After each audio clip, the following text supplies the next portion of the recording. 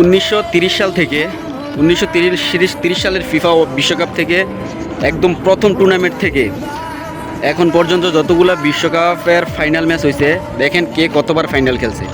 এখানে Germany final খেলছে 8 বার, Brazil খেলছে 7 বার এবং আর্জেন্টিনা ফাইনাল খেলছে 6 বার। এখন ব্রাজিলের সাপোর্টার যারা, তারা বলতেছে যে ব্রাজিল প্রত্যেকবারই বিশ্বকাপ খেলছে। তো প্রত্যেকবার বিশ্বকাপ খেললে তারা বিশ্বকাপ ফাইনাল ম্যাচ খেলছে 7 বার।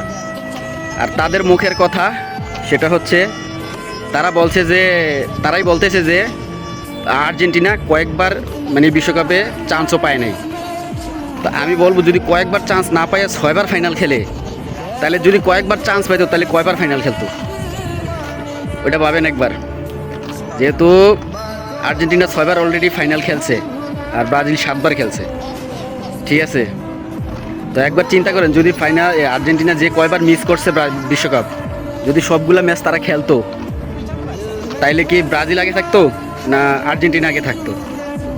আর ব্রাজিল কিন্তু প্রত্যেক বিশ্বকাপে উঠছে, কোনো বিশ্বকাপ তাদের গ্যাপ যায় নাই, কিন্তু আর্জেন্টিনার গ্যাপ গেছে, ঠিক আছে?